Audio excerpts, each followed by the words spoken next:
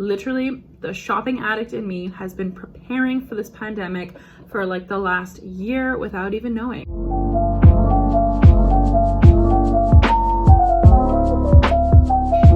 Hey guys, welcome back to my channel. If you're new here, my name is Jessica from the blog Dolled Up by Jay, and today's video I'm going to be talking about how coronavirus changed my shopping habits, because I love to shop, I love clothes, I love beauty, I just always want to have new things. I'm a girl, but also I'm just like a shopper. I've always been that way. Coronavirus has changed a lot of habits and different ways of thinking for me, so I thought I would just do like a little bit of a update discussion video on this. So there's the whole notion of like people shouldn't be hauling products, people should be conserving their money, people shouldn't be shopping that much because like the economies are in a total turmoil. But then on the other hand of things, I'm seeing all these YouTube videos that are doing like fashion hauls, and it's become trendy to talk about Amazon hauls, and these videos are getting insane views. That's kind of why I also did my own Fashion Nova haul video, because I wanted to see like, you know, would it even be popular, would people want to watch it? And it did decently well. One thing that I actually did right before the pandemic, I didn't even realize it was going to happen. I literally bought so much new workout stuff from both like the Nike store and Lululemon. I do exercise a lot less since the pandemic, honestly. But I went and got like all these new leggings and a bunch of new shirts, couple sweaters and stuff from Nike, as well as shoes and Lululemon stuff as well. And I spent like a small fortune, and I'm honestly really happy I did it, because then when the pandemic happened and so many things shut down, I had so many pieces of like athleisure and fitness wear, and I was like, okay, I'm good.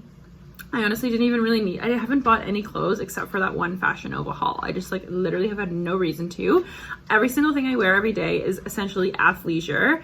And I think it's so funny now because so many of like the luxury community is freaking out, and they're like, oh my God, what do we do? Our client base has nowhere to flaunt these fancy dresses and fancy blazers and jackets and fancy purses, etc.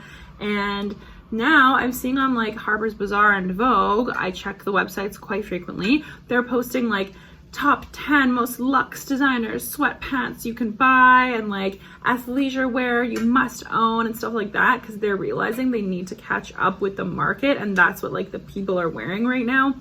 Around mid-March, everything basically shut down. So for the last 2 months, I think I've worn jeans maybe 2 times, and it was a pair of like comfortable ripped jeans. In 2 months, every single day I've been wearing leggings and the most comfortable things that I can possibly get away with. I've worn socks and sandals out in public. I've worn palm print with leopard. It's just been like a free-for-all over here. So I think all these luxury places are certainly trying to catch up as well and see what kind of products that they can be selling and pushing on people. Unfortunately, for a lot of people, weddings have been canceled. You know, people's convocations for school have been canceled. There's been so many events that have been canceled or postponed. That brings me to my next point, is my whole outlook on basically luxury has kind of changed throughout all of this a little bit. I mean, I am a luxury lover, although I've never had it so far in my price point to be buying like Chanel and Dior. I wish I had a collection by now. I don't. I would love to one day. I think that all of their things are amazing and beautiful. But I do think that it's really strange that basically during the whole pandemic, Chanel, Louis Vuitton, other designer brands as well, had significant price increases, especially Chanel. So Chanel, some of their key bags went up 25% in a pandemic.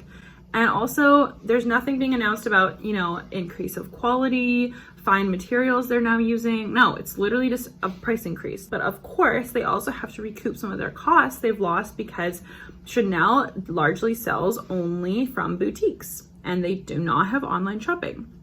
So if you have to go to a boutique and work with a sales associate to help you, same thing with Christian Dior, you need to work with a salesperson. You cannot order online, especially, I don't know how it is in other countries, but in Canada, you have to have a sales associate. So all these stores are literally like bleeding money. They have high leases in these malls, and so they're doing price increases. Now, a couple times a year, you'll hear about designer price increases, but usually it'll be like, you know, $50, $100, maybe $200, which is like still aggressive. For Chanel, the classic flap is around, I want to say like $6,000, $7,000 now. So that's with the price increase, depending on the model, of course. So for that to go up $1,000, but they're using the exact same materials, It just doesn't make sense. I heard that people wanted to buy purses from Chanel right before they did the lockdown. After the price increase, they were lined up at 6 a.m. the day before the lockdown to get bags. And it's just like, I'm sorry, like that to me is just kind of like sick in a way, because where are you gonna wear these bags to? Where are you going with this stuff? Like, you're going to the grocery store, you're going maybe for a walk around with your family. I mean, I understand everyone is entitled to buy whatever they want with whatever money they have, but it's just the sense that like people have this sort of like crazy mentality that they need to have like the latest, hottest designer products and will pay no matter what it costs just to be able to like impress other people in society and other people and their friends, especially like with Hermes, how they have their exclusive luxury clientele that like you can't even buy a Birkin bag unless you have a relationship with the brand. Like, I don't know, I just feel like this whole thing is really just not relevant, especially right now.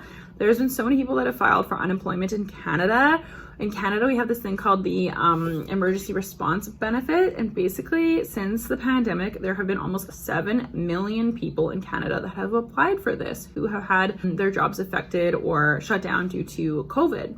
So a country that has under 40 million people, we've got around 38. 7 million of those people have applied for unemployment. So what does that tell you about maybe a lot of people's priorities in the world right now? It's not necessarily luxury. And I think that these brands raising their prices as well is also a calculated move, maybe to price out the average consumer who would have had to work for several months or even a year to have to save up for these products to be able to afford them. And now they're raising them in a way that they're actually pricing certain people out of the market and effectively maybe controlling who even carries these bags. Because if you put something on such a high price point, a lot of people in your average neighborhoods aren't gonna be able to afford half the stuff. And so effectively you can kind of control that only your product is gonna be in the hands of like the ultra elite, ultra wealthy, and it's just like a very strange thing. So part of like this whole Corona thing has made me really think about luxury and the way that people covet it and will do anything to kind of like get it. Okay, next point. So yeah, again, most of my stuff I've been buying or wearing has been athleisure. Actually, no, I totally lied. I did make a couple online orders through Lululemon because my shopping spree before Corona just like wasn't enough, clearly. But yeah, and then the other thing is I've been reevaluating sales. So I got a lot of like sale emails in my inbox. It's just what happens. You order online once, you have to put in your email address, and then for like the next 7 years, these brands will send you sale and promotional emails, and you have to like systematically unsubscribe from them or just not enter your email if you can have that option. So I would get a lot of sale emails, and I would find these emails before like so tempting. I would get them from like Sephora, Revolve, It Cosmetics, like Zara even, just so many sale emails. And obviously it tempts you a little bit because you're like, oh, up to 70% off, or like, oh, the new sale from Aritzia, further markdowns. And you're like, I want to get in on it before anyone else does, especially because like if you can get a denim deal with Aritzia and get like a pair of Citizens for like $100 sometimes. I've done it before because I was checking the emails. See, this is where they get you. And yeah, honestly, I've just kind of reevaluated all the sale emails. I've kind of almost started to see them as like desperate from the brands, just from seeing all of the news headlines about how retail is like totally plummeting essentially. And so I just started to see all these emails coming on my inbox, and it was no longer like, oh, what a good deal. It was, I saw it from their perspective of like, we're just trying to get the customer and like, we don't care, we'll offer a discount. So I started just seeing it as like, okay, well, it's pretty much everything is on sale. So it's not really exciting anymore because it's just constantly on sale all the time. Therefore, I just don't want to buy anything. I don't know, it was like this weird shift. And I was just like, no, the stores are just too desperate. They're trying too hard. I don't want it. Like, I don't want it. I'm wearing leggings. I have like literally an entire collection of like Lululemon and Nike. I don't need anything else right now. There is nothing that I want to buy. I have so much makeup. I'm just living. Literally, the shopping addict in me has been preparing for this pandemic for like the last year without even knowing. Now, I honestly just like, I've not been excited about sales. Don't really care. I'd rather honestly at this point buy something when I have the money and it's in my budget versus just be like, oh my God, it's on sale, I need to shop now, you know? So that's definitely changed for me. And yeah, the price increases I think is just like strange, but for the average person, I mean, it doesn't even matter if you're not in the market to like buy that stuff anyways. I just have this point here saying like, is luxury over? Because I don't think luxury is over but luxury is kind of all about the experience, and like you go into the store and they pour you like bubbly, or you can get Perrier, and all the salespeople are kind of like kissing your ass, and then you get a nice bag and like an authenticity card with whatever you buy, and it's this whole like frou-frou, like you just feel so like taken care of and you feel sort of important. And then when you go home, you're like, I spent this on a pair of shoes, like for a free glass of champagne, like what? You know what I mean? Like, and then you think of how much you actually use those items that you buy. And I do love the luxury items that I do own, and I mean, I definitely want to own more of them, but at the same time, if life is going to be kind of like this where I'm working from home, there's literally no reason for me to buy this stuff because I'm just not gonna have anywhere to wear it. The whole luxury element is the experience, and once you get home, it's kind of like the chase is over and now you just have a bunch of shit and you don't have anyone to show it to because it's a pandemic. And when the pandemic ends, yeah, you can wear your stuff out, but it's just like less exciting to me now in a way.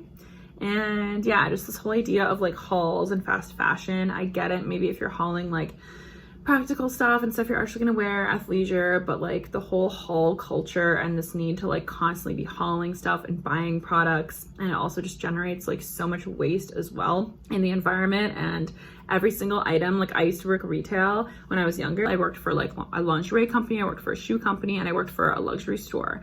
Every single one had the same thing in common. Every single garment is essentially wrapped in plastic, and everything has plastic tags attached. Everything also comes in packing. The luxury store that I worked in, when we did store flips, there were so many elements in their window displays and things that were single-use items that were decorative only, straight garbage throwaway stuff that we couldn't even like sell or use. Like some stuff girls would take home because it was like kind of cute and random, like little metallic puffs for like holiday edition, you know, window displays. But there's just so much waste. A lot of people seem to not really realize how wasteful fashion actually is. There is a Netflix documentary about it. I actually really want to watch it. Maybe I'll do that tonight after this video, because I think that there is definitely a lot of initiatives out there, such as like even H&M doing their organic cotton line. Like they're trying to bring awareness to having sustainable materials in the garment industry. Obviously H&M is like a huge polluter, and there's just so many issues with like fast fashion brands, but at least they're doing something. But again, yeah, when I worked in retail, it was crazy. Like everything was wrapped in plastic. None of these things had compostable or biodegradable packaging either. It was just single use, throw away for literally every single item, whether it was like a $600 dress or a $30 tank top. It was just all treated the same, which I guess for the consumer is good. You're doing all these hauls and buying all these products, like you are generating all of that waste, and then it's just getting thrown in the garbage. And I shed a little bit of light on this in some of my Instagram stories when I was unboxing certain makeup and doing hauls on there before. There are definitely some brands when I open up a product and it comes in like biodegradable packaging and it's more compact and you're not getting this huge box with like those little like styrofoam pebbles or like the massive bubble wrap that like, what am I going to do with that after? I'm just going to throw it away, you know? So I think that there are companies that have a lot better steps, but I think that there is definitely a lot of work to improve upon. So my last point I just want to say is my shopping habits in terms of like makeup and all that and skincare. I honestly, before the whole pandemic even started, I was thinking of canceling my BoxyCharm subscription. And for those of you that don't know, it's basically like a makeup and skincare subscription box. It is honestly the best one I've ever used, and I've used a few of them. I discovered some amazing products using BoxyCharm, but I just kind of found it to be a little bit wasteful. I wasn't consuming makeup at the rate that I was being sent it. I was honestly getting just so overwhelmed with the amount of product that I had in my inventory. And it's just like, there's no way I can go through 5 face cleansers. There's just no way. It's just too much. And I was getting sent like more and more and more. With that, and on top of a certain PR that I'm also sent, which I'm also like super grateful to ever have PR because it's just super rewarding to get to try products for free. It is also overwhelming sometimes. And the fact that I was paying for the subscription service that essentially was barely even using half of the products, and it was fun while it lasted for like the 10-second unboxing. And then after that, I would have all these like makeup palettes that would just sit and half of them I still have only used once or like not even at all. And so like, what's the point of spending money on that? And there's certain things you're just never gonna see in those subscription boxes. Like you're never gonna see a cult favorite, you're never gonna see this Dior palette, you're never gonna Chanel Tan de Soleil. So that's just something to note as well, is you're gonna be sent products that are, although still amazing and not as popular. And so that's kind of why they're in those boxes, is my take on it. So I just decided to take a break. So yeah, that is everything for this video. Those are all my thoughts so far, and how coronavirus has changed my shopping habits and like my whole outlook on shopping and the whole like luxury industry as well. I wanted to touch on, and also waste. So if you enjoyed this video, please give it a thumbs up, subscribe, ring the bell below for notifications of new videos, and we'll see you next time.